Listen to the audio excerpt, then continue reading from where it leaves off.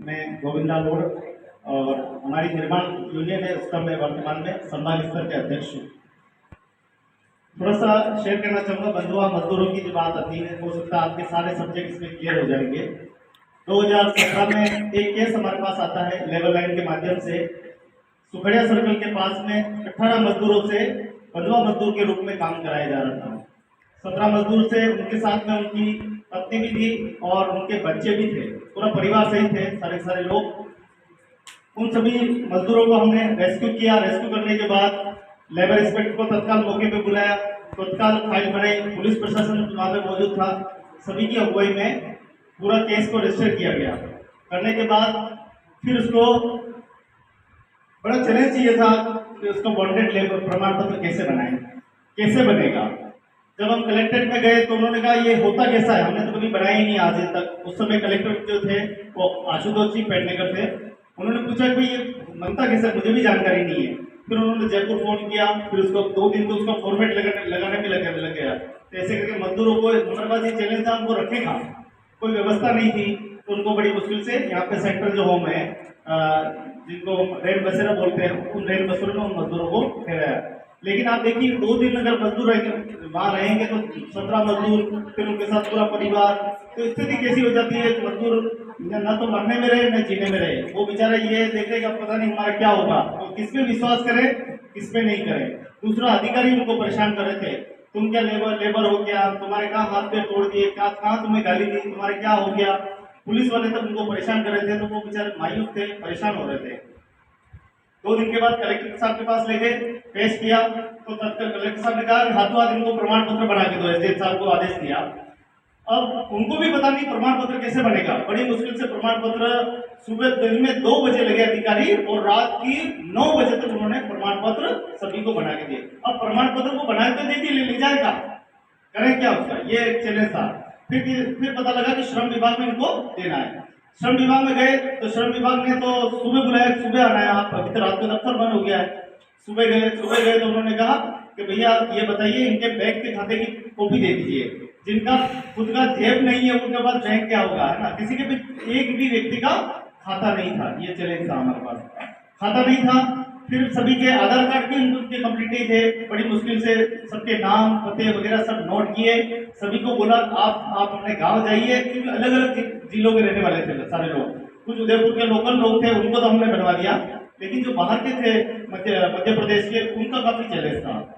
फिर उनको बोला, गाँव में गए, उन्होंने आधार कार्ड बनवाया, अपना बैंक में खाता खुलवाया।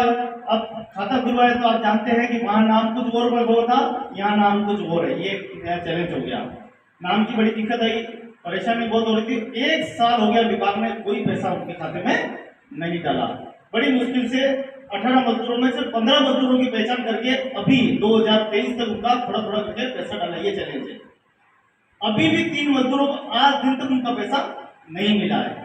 अब दूसरी बात यह है कि चैलेंज ये है, इसमें लिखा है कि जब तक मालिक जेल नहीं जाएगा तब तक उनको पैसा नहीं मिलने वाला है। यानी उनको 30,000 रुपए 20,000 रुपए जो मिले थे उसी से संतुष्टि करनी पड़ी, और अभी भी मालिक उनके ऊपर दबाव बना रहा है, कैसे न कैसे कर करके इस फाइल को समझौते में खिलाओ। यानी ये जो बॉन्डेड कानून है, अभी इसका कोई धनी दूरी नहीं है, कोई विभाग इसका जिम्मेदार नहीं है, ना कोई कोर्ट जिम्मेदार है, ना कोई श्रम विभाग जिम्मेदार है, ना कोई एसडीएम जिम्मेदार है। कोई भी इस विभाग इसका जिम्मेदार नहीं है।